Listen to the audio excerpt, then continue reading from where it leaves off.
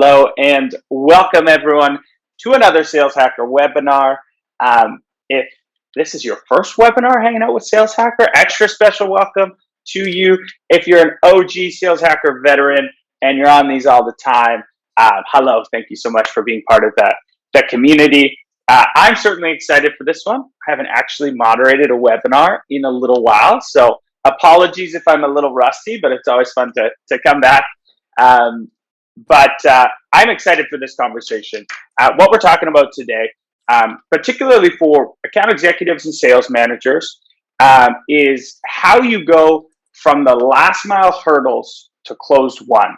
So that last little bit of the deal, often the most important, has the most eyeballs on it, might be end of the quarter, and it gets a little scary sometimes. So we're going to share some stories, share some tactics, share some strategies around that. Certainly have the right people on this webinar to discuss this topic. But before I do introduce my incredible panelists, super quick housekeeping. So number one, these are all recorded. So if you got to jump off, you got to do a one-on-one with the manager, you got to go chase down that DocuSign to get that closed won deal in. Go ahead and do that. We'll have this in your inbox within about 24 hours. And second piece is these are meant to be interactive. There's a reason we do these live and they're not just, recorded beforehand. We're here to support you and your unique last mile hurdles that you're having. So it's always more fun when, the community gets involved. So there is a Q&A feature below. I'll be manning that. So if you have any relevant questions that you're just dying to get answered, please put those in as we go. I'll get to any relevant questions as they come up. And then if there's something that's a little off topic, we'll get to those at a Q&A at the end. And last but not least, there is a chat feature different than the Q&A. Please jump on there right now. Introduce yourself, your name, your title, where you're joining us from. It's always more fun when we know who we're rocking with. But I think that's the boring stuff out of the way. Now I get to introduce my awesome panelists. And Christina, I am going to start with you.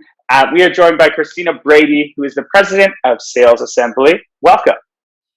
Awesome. Thank you so much for having me. It's great to be here. Super excited to have you back.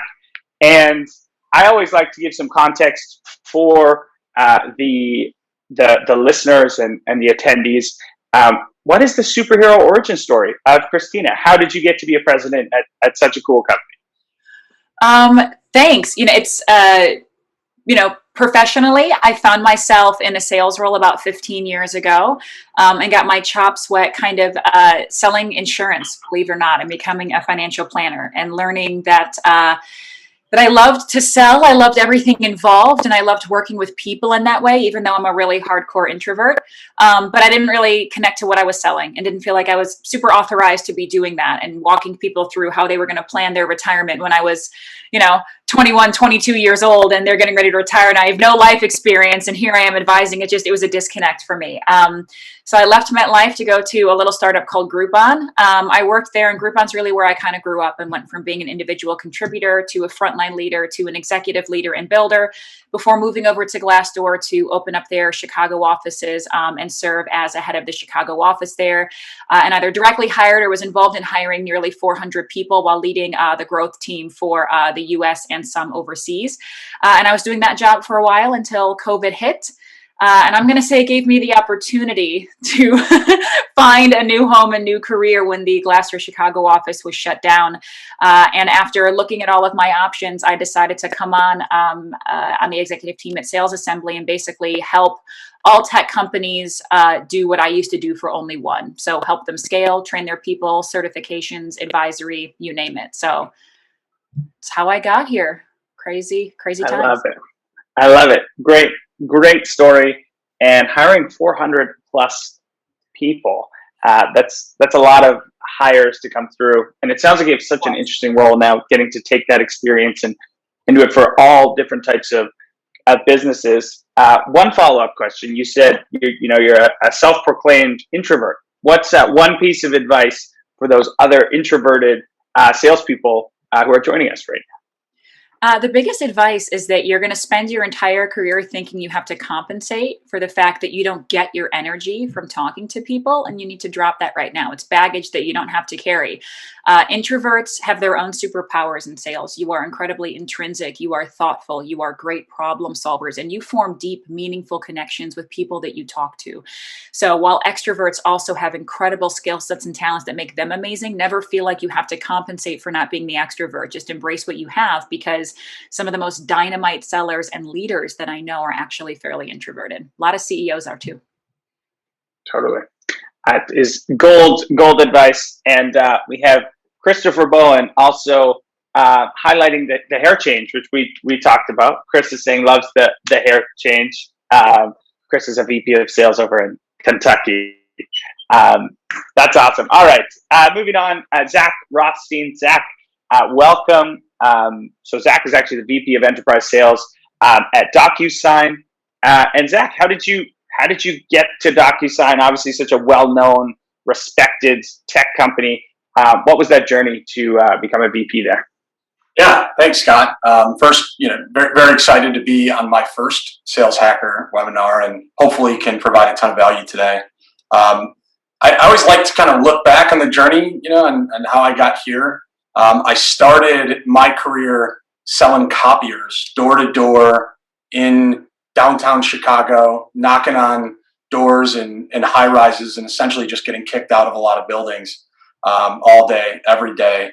I always think back to that first year, without question, my most difficult year in my career, but it really helped me understand what I liked and what I didn't like, and what I wanted to do and not want to do, and definitely gave me some thick skin.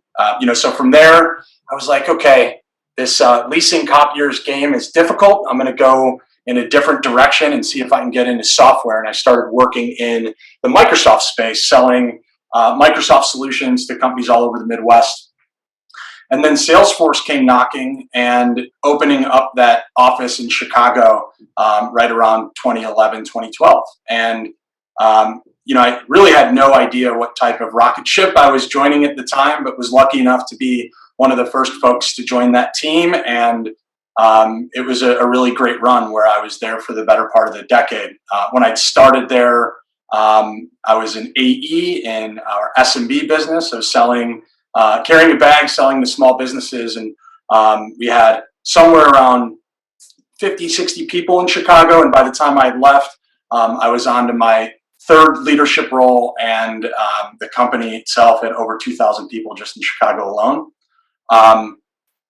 And I always loved the simplicity of what DocuSign was delivering to their customers, despite a super technical solution behind the scenes, right? We're doing very high value, high risk transactions and making it seem like it's the easiest thing that anybody had ever done. And so then had some conversations there and was able to come over to DocuSign and help grow this enterprise business 3.5 years ago. And it legitimately feels like it's only been a few months, but the team has gotten drastically bigger. The solution set has as well, and I'm loving every minute of it. So here I am. I like it. 3.5 years in SaaS years is about 30, though. I think it's like dog years. That's awesome. What would your advice be for So you went to Salesforce. You spent a decade there. You said you had 3 leadership positions. You worked up from an AE. What advice would you give the AEs joining us who are looking to get their first leadership position? In what we sell, the growth trajectory of the majority of these companies is nowhere near slowing down. The SaaS market is still accelerating in growth pretty drastically. And so if you think about this idea that your company will grow and that will drive new opportunities, right? I always think about just being at Salesforce and working my tail off and building good internal relationships and customer relationships and putting up some good numbers. The needs of the business will drive new opportunities. And, it's one of my famous sayings or favorite sayings is just focus on the inputs and the outputs will come. And it's kind of the same thing with your career trajectory, right? Just be good to your peers, share what you want to do with your career, and then, drive some good numbers and be a good person and work hard, and the opportunities will present themselves, no doubt. Excellent advice. All right. Last but not least, also joined by Ian Koniak, who is the Strategic Account Director at Salesforce. And Ian, I may be mistaken, but I believe you spent some time at Rico, also potentially a similar start to Zach had. Is that correct? That's correct. Yeah, we have a lot more in common than I thought. So I started selling copiers door to door, getting thrown out of buildings as well. And I stayed there for 10 years. I ended up, selling for 5, and then I got promoted, and 5 times in 5 years. So I was running their Southern California office for 80 employees. We built it up to about 60 million. And it was a grind, and I had put in Salesforce and had a lot of success during kind of the Great Recession period, and really believed in where it was going, and ended up heading to Salesforce, where I've been ever since. That was, I guess, a few months after Zach started. So it was January 2013. So that's been the only 2 companies I've worked for my entire career. That's awesome. January 2013. So wow, you've had a very good run at Salesforce, seen incredible growth. What would you say to folks that are looking to have a longer tenure? Because you've had now 2 stints that are long, which is sadly kind of uncommon nowadays. It seems like a lot of people are jumping around. I'm going to rephrase my question. What has been the benefit for you staying at these companies for longer term? Well, for me, I think there's a learning curve when you get to a new company, and you have to learn not only the products, but you have to learn the sales process. You have to learn how to get things done within the organization. You have to learn to sell in the methodology that's unique to that company. And frankly, wherever you are, you're going to have maybe a 6-month to a year learning curve. So if you're hopping around every year to 2 years, you're really missing the best time. So I ended up, frankly, my first year in Salesforce, I hit it pretty good, got a little bit lucky, and then I struggled for a while. And then my 5th year through my 8th year, I've been able to hit quota every year. I finished number 1, number 4 in the company. And if I hadn't stuck it out and really gone through that difficult time when there were obstacles or things that weren't going my way, I would not have experienced the not only the income, but also, the growth that I've had. I was able to start my own company. I've been able to speak on webinars like this. So a lot of times that test of patience is really a test to see, are you going to run it somewhere else when the going gets tough, or can you stick it out? And I found that the people that stick it out when there's turmoil around them are the ones that benefit the most sometimes. So for me, I've been able to follow great leaders to new assignments. And I would tell anyone, that within your company, look first, right? If you want to look into going to another team or things aren't going great, think about where you can be within that company. And fortunately, Salesforce, even though I've been there for a long time, I've worked for different bosses, I've been in different divisions, and I've been able to continue growing and learning, every step of the way. So that's when I tell people it's time to leave, is when you're done growing and learning. So at Rico, I was taking a lot of leadership positions and growing, and at Salesforce, same thing. I grew into larger and larger companies. So I think it's really growth that people should be after versus tenure, in my mind. Yeah, and I like that. And number 1 at Salesforce, that is no small feat. Congrats. That's crazy. One year. That's still. How many sellers roughly? Gosh, there's over 10,000 sellers. I mean, at least. Yeah. I think it's probably, when I did that, it was, I think we probably had 30,000 employees. So maybe a third of them were sellers. I don't know the exact ratio. There's a lot of people for sure. Wow. I love it. All right. Changing gears to the topic. Thank you all for sharing your backgrounds. It's super, super important. But before we go into this topic, the last one at Hurdle, I want to launch a really quick poll and just get a pulse check on what people are really struggling with. So I'm going to go ahead and launch this poll. And there is a lot of different options. If there's an option that you don't see on this poll, feel free to chat it in as well. So the question is, what is typically your biggest last mile hurdle? Is it procurement and legal? Is it a new competitor coming in, new project scope last minute, just pricing negotiations, or maybe a last minute stakeholder coming in? Christina, where do you think we're gonna fall on this? What do you think's the biggest struggle for reps today? Well, I think it's going to be a tie between pricing negotiations and procurement and legal, because I think those two sometimes go with each other, where procurement comes in and tries to relitigate. So I would say either overarching pricing negotiations or procurement came in and blew up my deal. Yeah. Ian, what do you think? I would say negotiations and legal, very close. Yeah, exactly what Christina said. Zach, you on the same team? I am. Just a broken record on what Christina's saying. That's my gut. All right. We will close it out in 3, 2, 1. Yeah, you were all correct. So procurement legal is tied with pricing negotiations, both at 29%. Last minute stakeholders coming in was a big one, actually, 24%. So that's why good discovery up front is so important. New project scope, 15%. New competitor, just 2%. That's helpful. So we'll kind of speak to some of those as we go. But Zach, I think I'm going to go to you first with this question. And I always like it when we can speak through stories. The three of you have had such an incredible careers, and sometimes the best way to answer questions is through stories. So I would love to hear a story of kind of a broken closing process that you've been a part of, whether it was just, doesn't have to be the whole system's broken. It was just like maybe one deal had a broken closing process, and what fixed it, and how did you ensure it was fixed, for good? Yeah. I put a lot of thought into this, and I kept thinking to myself that I want to kind of come at this conversation or this question in terms of my time as an AE or my time as a sales leader.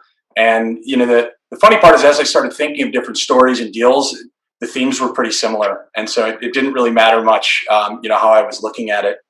And, I had a few different projects that I can remember toward the end of the process, waiting for something to happen within the customer's business before they could fully move forward.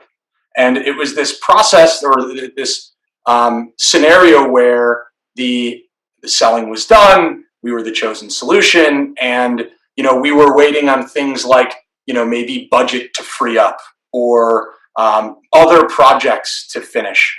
Those were two things that have become reoccurring themes in deals where frankly we didn't start the process out correctly and build the proper plan.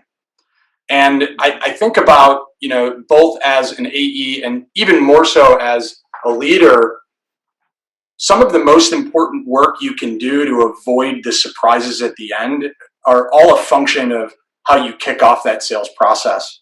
And I think that had I and my team properly built, the right business justification at the beginning of the process, we could use it as leverage, right? To say, hey, I think we need to go ask for budget, or I think we need to reprioritize these other projects because of this outstanding business case that we built together.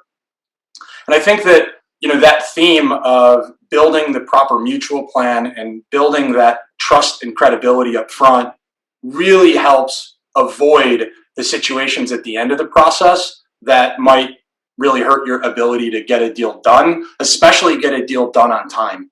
And, that is, the number one thing I focus on now, right, is, if we can do a really good job of building credibility and trust with our customer to the point where right at the beginning of the process, they think, hey, if we follow this team at DocuSign or whichever job you're working, and we follow their lead and we walk down this plan of evaluation, it's really going to make everybody look good because I trust them and they seem like they know what they're doing. And to the best of our ability, we can deliver on that up front. It really has helped me, avoid the last minute slips and the last minute closed lost and the like. And so I think that that's the themes that I think about when I reflect on the many deals that have gone awry right at the last second. So that's my perspective. Yeah, that's a problem you see again and again and again. You know, you go through, you do the work up front, and then everything's great.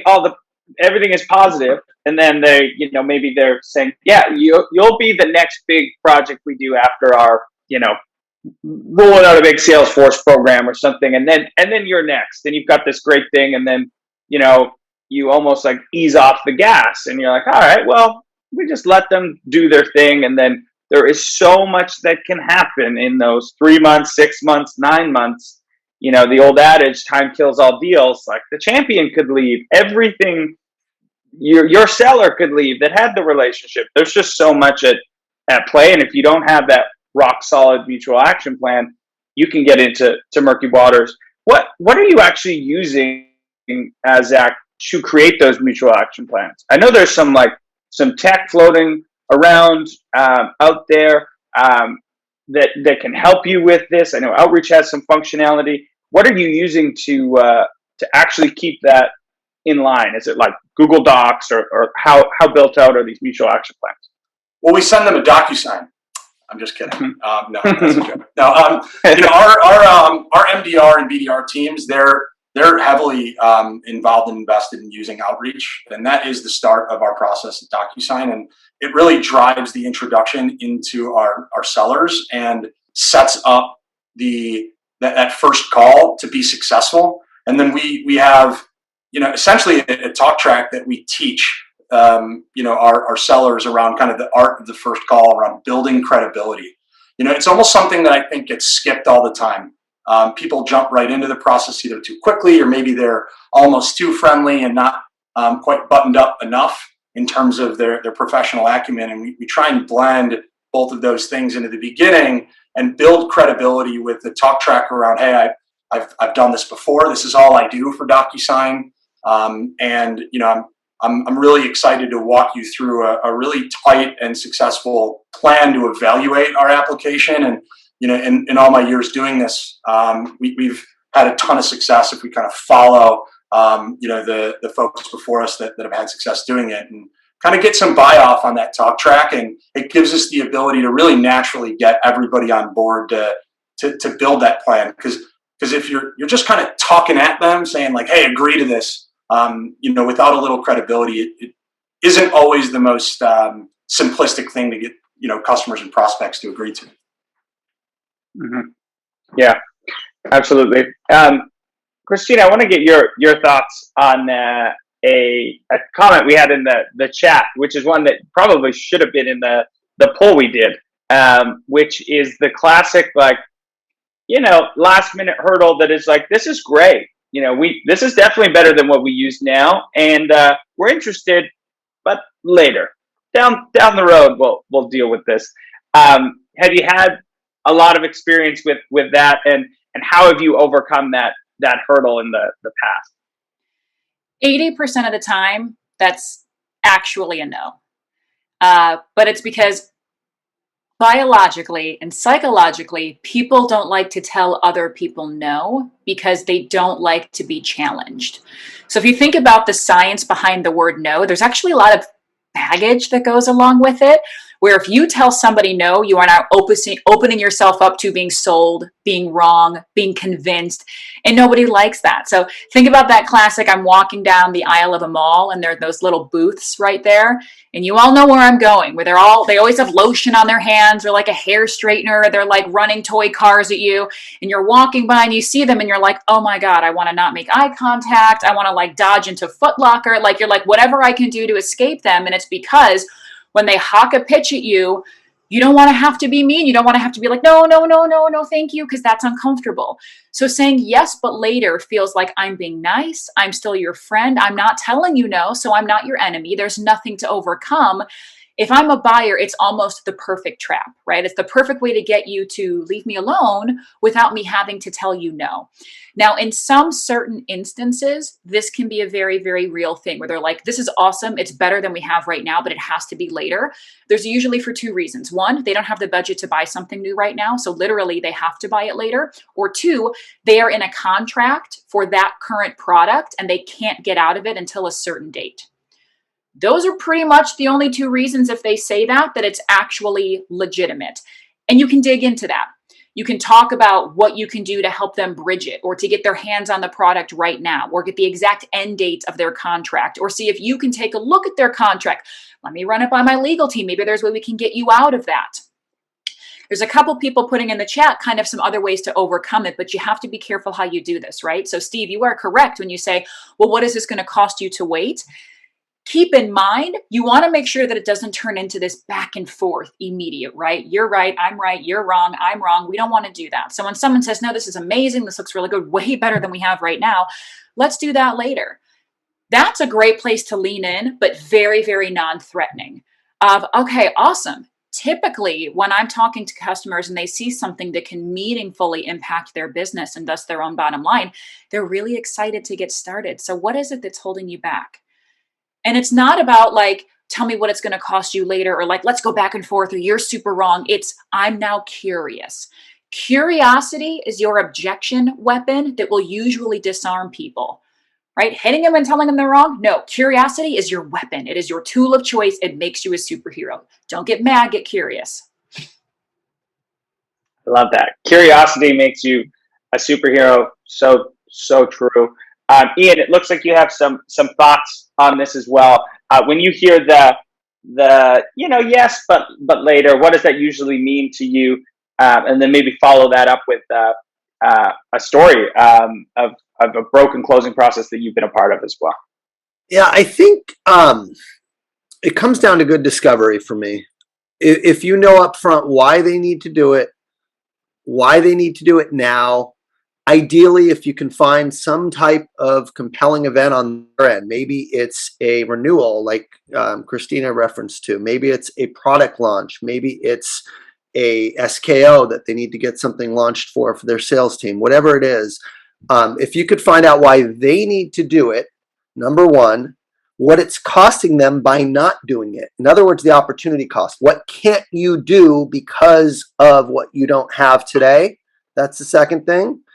And frankly, I think the third thing is you need to understand why they need to change, right? And, really get them to tell you why it's important from the very beginning in your discovery, and really pre-qualify them so that when it's time to close and it's time to negotiate, you can remind them of the cost of staying the same, remind them why they need to do this by a certain time, and ideally work backwards from that compelling event that is driving them to need to make the change. Because if they have a renewal coming up in 6 months and your product takes 3 months to install, you better get started now so you can plan the rollout and change management and all the things that go along with it. So ideally getting those things up front, number one, is key. The second thing is you have to get that from Power. Above all else, in my experience, when I'm with Power and Power is telling me they want something and they need something to do their job and to serve their people and their customers, then that is what becomes a priority. Because all that objection is saying that this is not a priority. Well, priority for who? If I know something is a priority for your CEO and your head of sales and I'm selling that, right, then I'm very easily going back to that original sponsor and explaining, where there's bottlenecks and getting them to help, accelerate this deal. So I do think having a strong why, being with Power are critical. As far as, a bad story that I've had, the last time I missed quota was in fiscal year 2016, which our year goes until January of 2017. And I'll never forget that. It was January 31st, 2017. I was sitting at 95% of my plan, and I had one deal left to get to plan. And I was with purchasing, and purchasing was telling me, it's coming. And unfortunately, the day before the last day of the fiscal year, this was a $200K deal. It would have got me on trip. And if I missed it, I would have missed plan altogether. So it was like all or nothing kind of deal.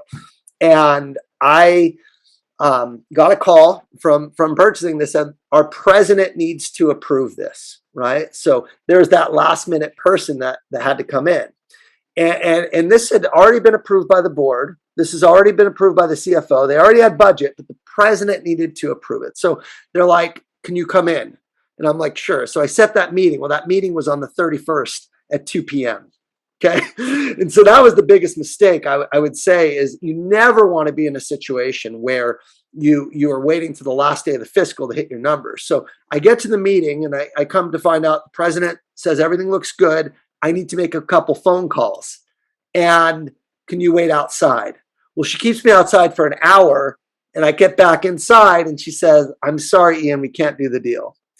And I said, well, what's going on? Why not? I mean, it was heart-wrenching.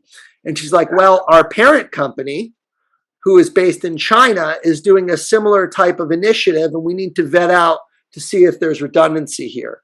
So in doing that, I, of course, panicked. And I said, well, let me talk to the parent company. I know there's not redundancy. You guys already approved this. I've been working 6 months. I start freaking out. I get the CEO or the CIO in China on the phone, and he says, Ian, I'm sorry, but I'm on vacation. It sounds fine, but this is not the way I do business. And he hung up on me. And that was at 10 p.m. I had the DocuSign sitting with the president of the company, and it didn't get signed. And I had the worst migraine. I had salespeople, a lot of them struggle with their self-worth being tied to their performance. And for me, I was no exception to that. And I remember thinking to myself at that moment, I will never let this happen again. And that's been 4.5 years ago, and I've never hit my plan. And for me, it's always been about getting the plan at least, in December at the latest. So I'm not waiting on that fiscal year. And the second thing I learned is never wait till the 31st. I'm always targeting getting my deals in by the 15th or the 20th of the month. There's so much to take away from that experience, but it's really about, if I could simplify it, being with power, understanding their process and who might be involved that you're not aware of that might have to come in last minute, and having a tight control over wherever it has to go next and being looped into those people. Because I was meeting the president for the first time. I had never spoken to China. All these things I didn't know. It was because I didn't ask. So now I'm overly paranoid about other people that might be coming in from that experience. So fortunately, I haven't missed since, and I'm very grateful for that because I'll never let that happen again. That is a great story. Thank you for sharing. And my heart broke for you multiple times during that story. That's a tough one. And sometimes it's just the way she goes, but great kind of learnings that came from it. Zach, I want to ask you a question, because in that story, Ian was lucky that he had a line of communication to the president, at least. Like, they did get that meeting, and then I was actually able to get the CIO of China on the phone. Sometimes in the last mile, people just go dark on us, and those line of communications kind of dry up. When that happens to you and your team, Zach, what is the playbook when you've just got a deal where everything was green lit, and then you're sitting there, maybe 5 days left in the quarter, and they've gone completely dark on you? What is the playbook typically there? I think that for the coaching I'd give my team is no response is always our worst nightmare, right? The idea is we always want to pull the yarn as far as we possibly can to pull out every single, audible objection that we can. Because if the customer or prospect's sharing, where they're held up, then, we can solve for it, right? No response is our sales team's worst nightmare. So what I always try and think about is, let's be as empathetic as we can. It takes 1 second to read an email and decide whether you're going to respond to it. And the general idea is what can we do to elicit a response, right? And Sometimes, and it's situational, I'll say that as well, right? So sometimes, it's going to be, kind of like Ian said, like, listen, we worked together for 6 months. We both, put a ton of work into this. Can't we just get a few minutes? Sometimes it's, hey, is everything okay? I'm starting to get worried. We've been talking regularly and now I haven't heard from you. And then, sometimes you gotta do what seems unnatural and level up, right? And sometimes that's when you go to your leadership team and you ask for help, and you see if you can snag a conversation with somebody that's upstream in their leadership chain. And those are usually the 3 things that I think about. But mostly it's about understanding or thinking about, well, 1, why aren't they responding, and putting some thought into that, and then 2, what can I say in a voicemail or an email that will just elicit a response so I can really understand what's holding the deal up. Mm-hmm. Yeah, that executive alignment piece is so key, and it's almost, it's key to make those connections before you need them, even, right? So that you have these multiple streams of connection, so that if a few dry up, you have other people that can get to folks. Yeah, I think that's great. Ian, I remember in the pre-webinar call you had a solution for this, something that you use to make sure no one goes dark on you. You want to share that tip quickly? So first and foremost, like, I think you just need to be heartfelt. Like, if you have worked your tail off for someone and you've earned the business and they're not responding, I will be texting, I will be calling. In my belief and my philosophy is, if you know what you're selling is right for them, you have every right to literally annoy them, to tell them, like, never. Persistence is your friend when it comes. Don't be afraid of being too persistent or pissing them off when they're not responding. I will be very direct, and I'll tell people, look, I've worked so hard. I brought my team in. We've done this. At least tell me what's going on, right? And I'll call them every day if I have to, because that's just basic respect, human to human respect. And I'm not shy about it. Doesn't happen very often, but when it has, I've said to my champion or my sponsor, look, you got to tell me what's going on. I get it if there's no approvals, or, I get it if you're still waiting, but you at least communicate with me on that, right? So if you have that relationship with your champion or sponsor, 9 times out of 10, if you have a heartfelt ask for just some communication, they'll return it and they'll tell you what's going on. I find texting is really effective with executives, right? Who might just get a couple hundred emails a day and have back-to-back calls like we do, right? So having that communication, short, sweet, respectful, and authentic, is key. The tool I use is really, once I get the executive. So there's really 2 things that you have to consider when you're negotiating. You have to consider the executive saying yes, and you have to consider procurement saying yes. They're 2 very different things. So when I get a yes from executives and they say, this is budgeted, we want to move forward, work with our procurement, what I do is I make sure to get an intro to the person that is going to be responsible for pushing this through. That's the first thing.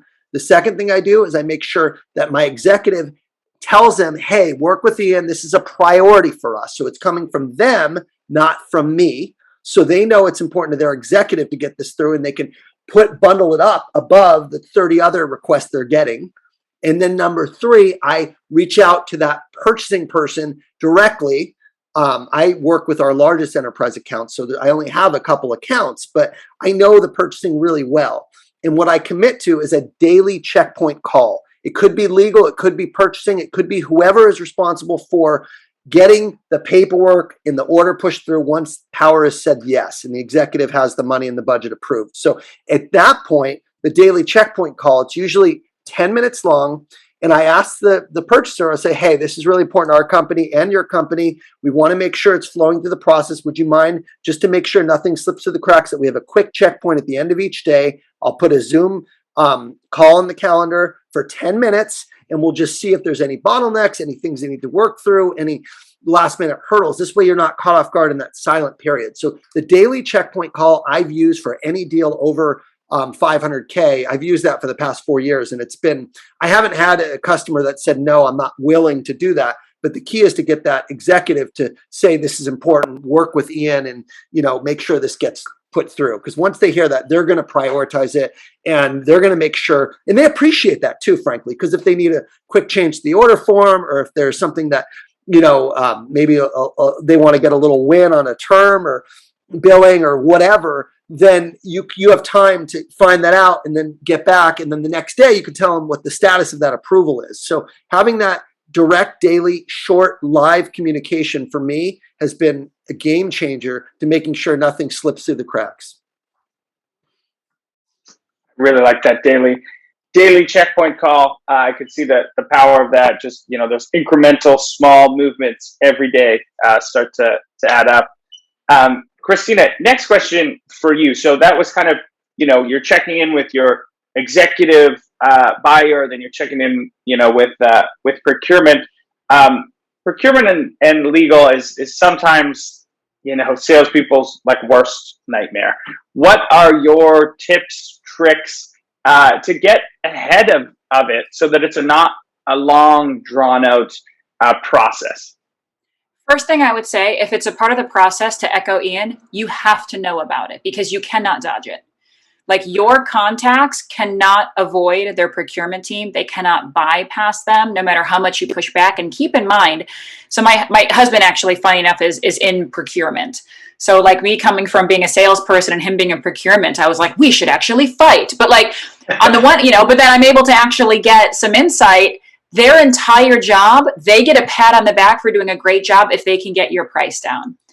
Their job is to buy the best product they possibly can for the lowest price. That's their end in mind.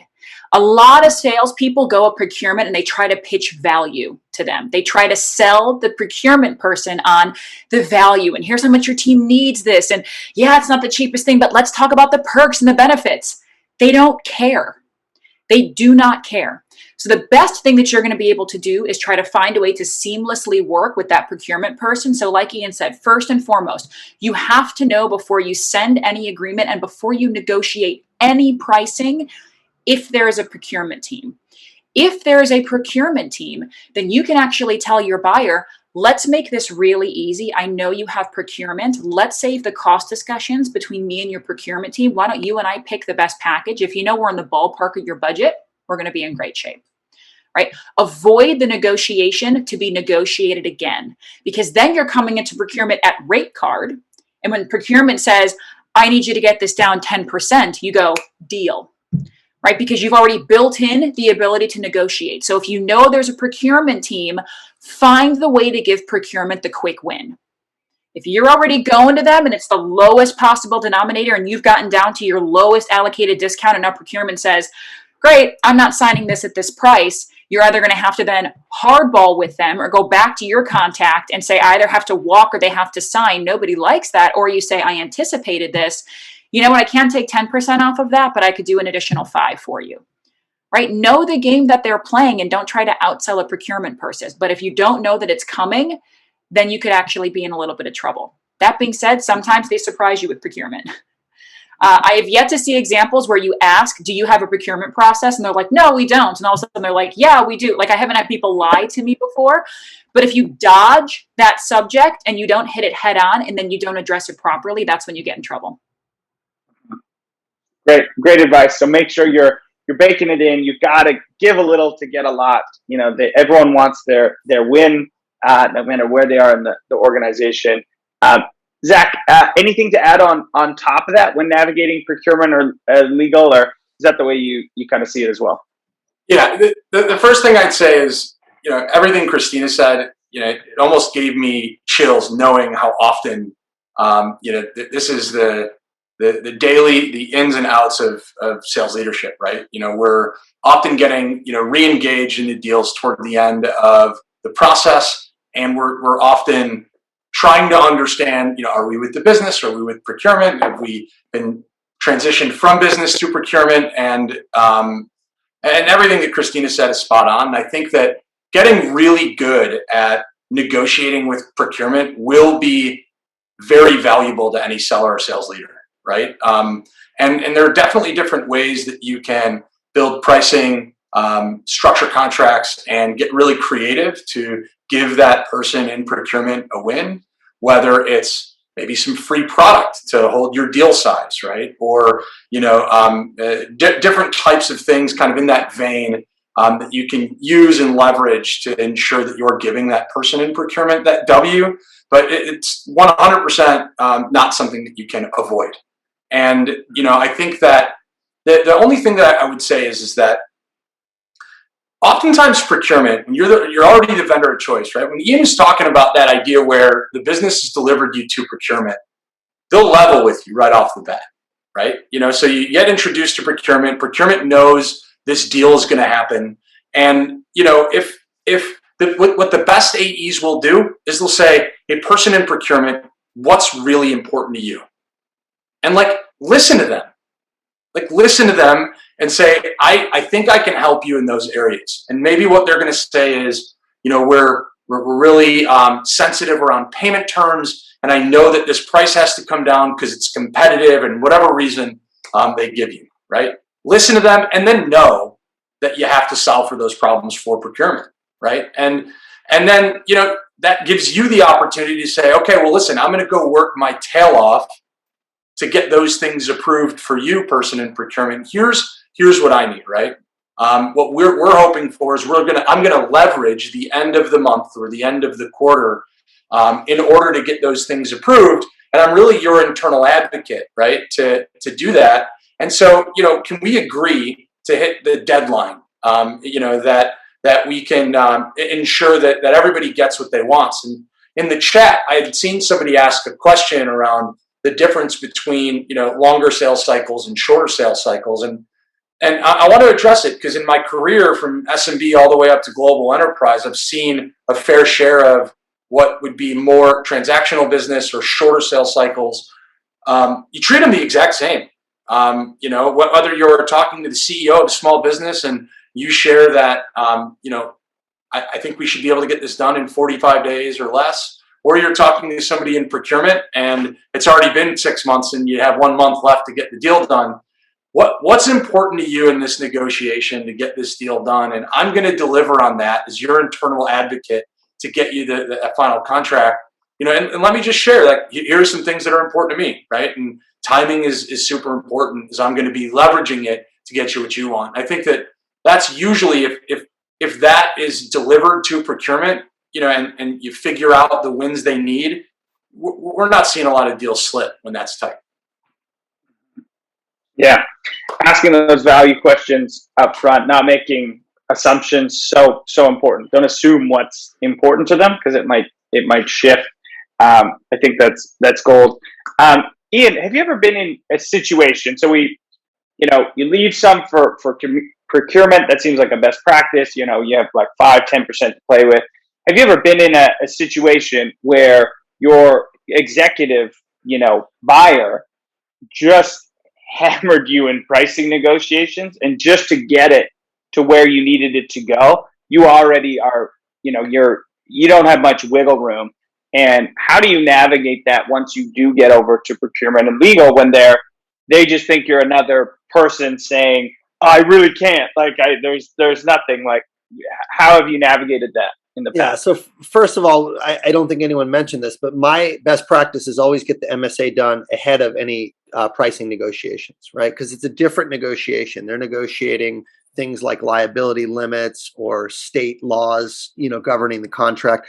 If they're serious about doing a large deal, because I deal with larger size deals, you want to take that MSA negotiation way ahead of the actual pricing and order form negotiation on what's being procured at what price. So that's something that we try to get done, so at least we can say, hey, we have an MSA in place. Ideally, if you're doing repeat business and you're an account manager, you have that you can just point to, which everyone appreciates. So as far as your question, in terms of your honesty and transparency, I'm probably one of the worst people to ask, because I believe in rigorous honesty and full transparency with my clients when I'm negotiating. So if I'm in a situation where I'm working with someone who's an executive buyer and is asking me for something I frankly can't do, or is going to go 10 levels up, and I know they have a procurement, I'm going to tell them what you're asking for, I'm happy to do. If you can commit to pushing this through, if you can do it on our timeline, I will pre-qualify like Zach talked about.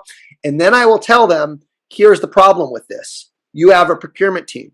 They're going to want their cut. Okay. So if I give you this, I literally have nothing to go. And frankly, I don't even know if I can get this done. So tell me how this is going to work if you're asking for this and I come back, because there's no more going back. If you're truly being honest and telling them they're getting an amazing deal and there's nothing left, right, then I will expect my executive sponsor or buyer outside of procurement leading this to tell me whether or not to leave room. Most of the time, my client, if we have a good relationship, will say, well, you're going to want to leave a little bit of room for procurement, right? Because they're going to require that. Now, if they're fully saying this is what I need, period, and there's no room, and I go back and I get that done, I'm going to hold the ground. I'm going to say, I have zero room for your procurement, just so you know. So you're going to have to tell them there's no negotiating here. Key being it has to come from them, not me. Okay. So if we're truly giving the best price, then we're giving the best price. If we're truly giving the best terms in terms of, length of the contract or billing cycle or, ramping the licenses. I mean, there's so much flexibility that you can do in a negotiation in a SaaS product that you really want to make sure that, to Zach's point, you understand what it is that is important to them and you close them on, if we get this done, what are the next steps? Can we do it this month? Can we get this kind of commitment to make sure? And can you expedite this through procurement without any further negotiations, right? So I think that's the key, is working with people who've worked with their internal procurement, know how it works. And because I've had deals that procurement does not want to take any cut because I gave the best deal to the executive and procurement knows that, and they spoke offline about it. And that's what you want. You want that transparency. You want that connection. Because ultimately, if everyone's going to win from you selling their product or service, then everyone's going to want to get started as quickly as possible and not drag this thing out, right? So just being, forthright, being, fair, reasonable, honest in terms of what you can do and what's going to be really tough. And my main go-to is if there's something above what I can do or my VP of sales, I will tell people I got to go 3 or 4 levels up for this thing. And I'm not going there unless I know we have a deal. Yeah. And I will get their commitment to move forward before I get that approval. That is the most important, I'd say, during these end minute negotiations, is get them to agree to do the deal if you can get what they want approved or get close to it. Right. And then come back with something a little bit less than what they're asking for. Never, then you still have that room. You don't want to give them exactly what they want, right? You want to give them something that's fair and aggressive, but maybe leaving them a little bit wanting a little bit more. Because then if you have to get that, we always, it's a negotiation to get a deal done at Salesforce internally where I have to get my pricing team to approve. So what I always do is I get my bottom line pricing up front so I know where I can go. And then when I come back, and that negotiation, I still have my own room if I absolutely had to do it, right? That's the general best practice. But I think it's important just to get that pre-commitment before giving anything, and then the rest usually will follow suit. Mm-hmm. That's great stuff. Radical transparency, do that give to get, and hold the line once you've done that, or they're just going to keep coming back. All right, we have 7 minutes left, and we've covered a lot. There's been a lot of great tidbits in this. I want to keep this last question kind of open-ended. And Christina, I think I'll start with you. But you can either reiterate some of the points that we've already talked about in this webinar or highlight new ones.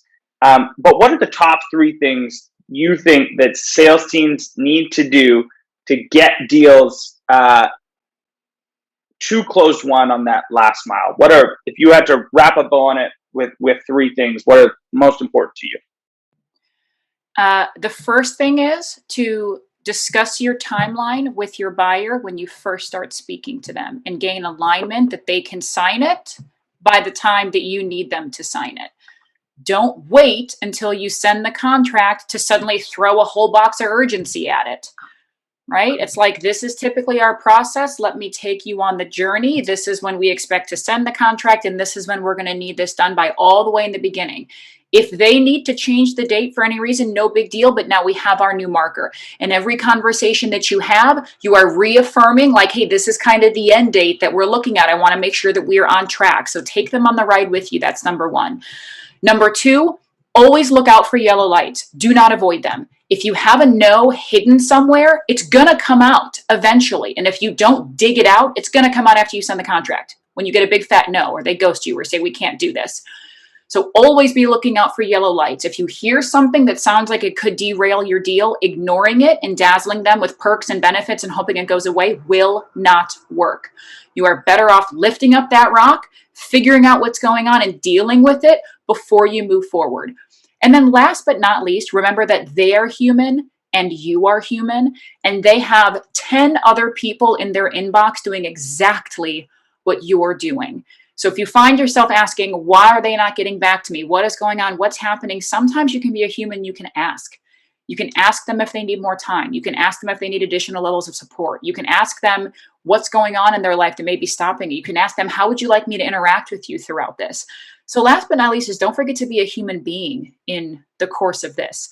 That sometimes can also help you to stand out against some of the competition that is going to be continuing to drive them to sign, especially when you're at the end of month or the end of a quarter when they're feeling pressure from all over. I love it. Discuss timelines and stick to them. Run towards yellow lights. And remember, it's all human to human. Ask those difficult questions. That's great. Zach, what are your three you want to highlight that you think are most important for sales teams to get over those last mile hurdles? Oh, I think you might be on mute. I wrote them down the other day, and it's funny because they're eerily similar to what Christina just said, maybe said just a little bit differently, but like one after another, you'll hear all sorts of similarities. But you know, for me, the end of the deal starts at the beginning of the deal, and you heard me say that, you know, something to that end earlier. And so at the beginning, you need to establish credibility and build a plan, right? You know, if the customer thinks you really know what you're doing and trusts you and thinks you're a credible person to follow, they'll build that plan with you, and much more likely that they'll stick to it. So right at the beginning, that's my first suggestion. That's number one. Number two, it's empathy in selling is extremely important. It can't be understated. You know, in any sales process, how the salesperson feels and thinks and the like doesn't matter, right? It's all about the person on the other end of the Zoom or the other end of the conference table, and obsessing over that will be the means by which you'll be successful. So really understanding everything from what are they looking to get out of this meeting or this phone call, and crafting your entire presentation around the customer's expectations is extremely important. And I think that that's akin to being human, right? You know, like, remember, you know, put yourself in the shoes of that person in procurement. Like, what do they care about? And really obsess over that when you craft your messaging to that person in procurement. And then the last is provide value. You know, I think that people, especially over time, really can sense whether or not you're interested in being selfish or selfless and provide value to their business. And if you're going about it with the true to form intention of providing that person that business value, you're not going to go wrong. And leverage the value you're providing, whether it's your time, whether it's the ROI, you know, or the solution set. Don't be afraid to leverage it, but make sure that that's what you're prioritizing, rather than what you are going to get out of the deal. And those are my three things that I think are, you know, extremely important to being successful and getting deals all the way across the line. Oh, excellent highlights. Ian, bring us home. We got about 1 minute. Anything you want to add on top of there that's super important? Yeah, I think I've said it. I agree with my panelists on all fronts. But number one, start with power. Right? When you're at power compresses sales cycles. Always remember that.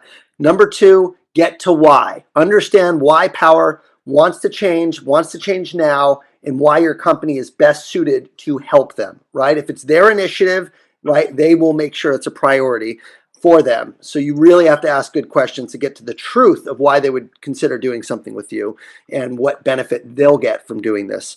And the third thing, which Zach is kind of touching upon, is selling is helping. It's really about how you view sales. If you understand what people want and your goal is to help them get it, the selling and the closing should be the easiest part of the sales cycle. So remember, when you go through this, what's in it for them, that you are merely a vessel to help them get what they want. I live by a quote, which is help others get what they want and you will get what you want. And when I was inward focused on getting my own commissions and hitting my own targets, right? Ironically, I did worse. When I was outward focused on helping my clients meet their goals and get what they wanted personally and helping their business get it, my results tripled. So I truly do believe selling is helping. And I think that's how you have to approach negotiations, is helping them get what they've already said they wanted. I love that. Well, panelists, thank you so much. This was a great one. Thank you, everyone who joined us, for the great questions and engagement throughout. Of course, big thank you to DocuSign for sponsoring. Do go check out DocuSign.com/sales. If you're not using DocuSign, what are you doing? Come on, it's 2021. But go check them out, and we'll have to have the three of you back. Thanks so much. That was a lot of fun.